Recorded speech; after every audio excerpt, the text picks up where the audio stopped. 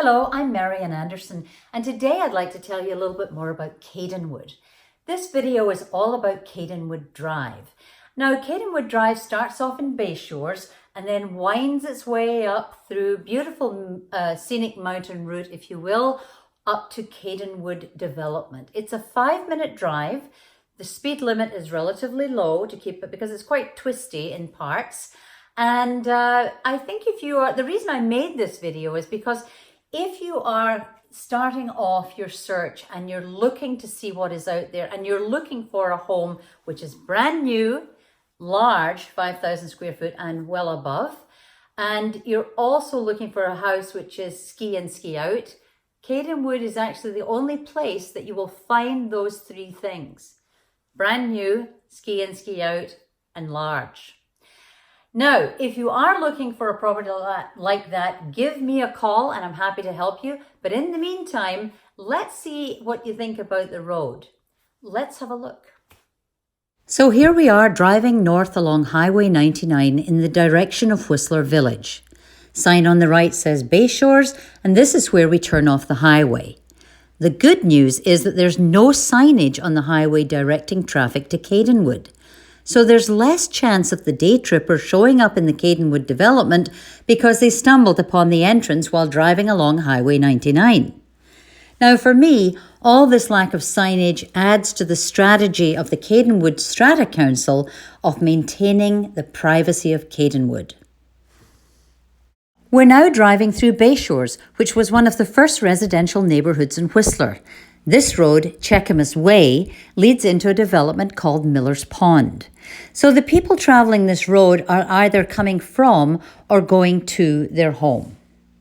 When we turn off Cheakamus Way, we have the first sign of something different. The beam angled across the road, and of course a small sign saying Kadenwood.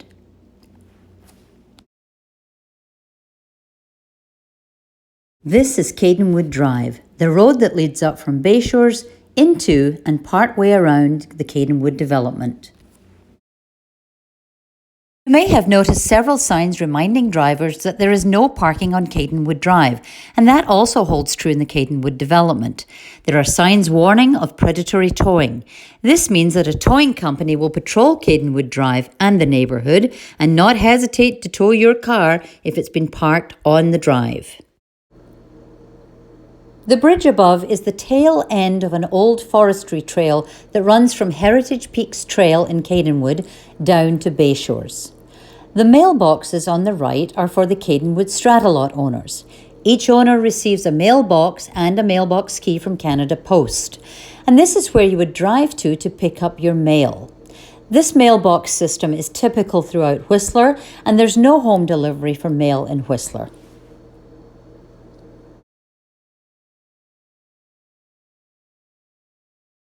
The upcoming corner is the start of the northern border of a brand new development which was recently finalised as part of a land swap between the Squamish and Lillooet First Nations groups and the Resort Municipality of Whistler. Now, I point this out to show you that this development, when it is eventually built, will not have an effect on the established Kadenwood development. However, I have been assured by the Resort Municipality of Whistler that the access to that development will be along Kadenwood Drive. The Kadenwood Strata Council have discussed adding a gate onto Kadenwood Drive, and considering the latest news on the development land swap, one would have to expect that the gate could not be added basically before this point. Kadenwood Drive is a municipal road, and that means it's owned by the municipality and not by the strata. And you can tell that because it's not on any of the strata plans that you would receive when you ask for strata information on Kadenwood. That's your first clue. Now, the difference between a municipal road and any other municipal road in Whistler is that the Kadenwood strata have an agreement with the municipality to maintain this road, if you will. And that, of course, includes remove snow from the road. And the Strata Council contracts with a snow clearing company to service this road, and they do a terrific job.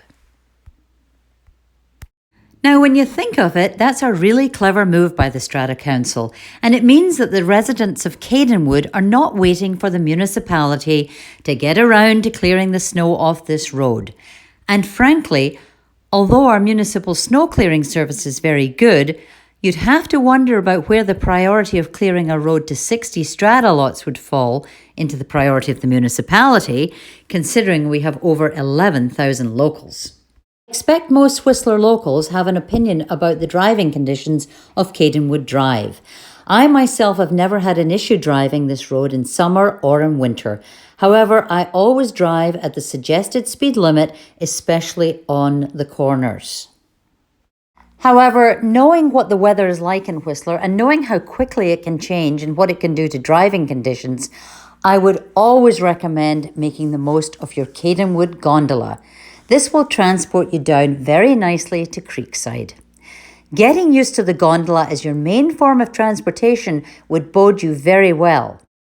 Now, as a side note, I've made a video for you on the Kadenwood gondola, as this is a private gondola which services the residents of Kadenwood and is not open to the general public. Now, I would encourage you to go to my website and go to the Kadenwood page, where you'll see a map of what we have to offer in Creekside. We have excellent restaurants in Creekside, and all are actually within easy walking distance when you get off the gondola.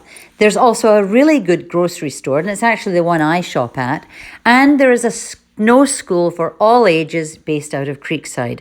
So consider Creekside as a smaller, much quieter village. It has basically everything you need. Now we're almost at the top of Kadenwood Drive before we enter the neighbourhood, and I have a separate video of the drive-through of the Kadenwood neighbourhood, so I hope you have a chance to watch that.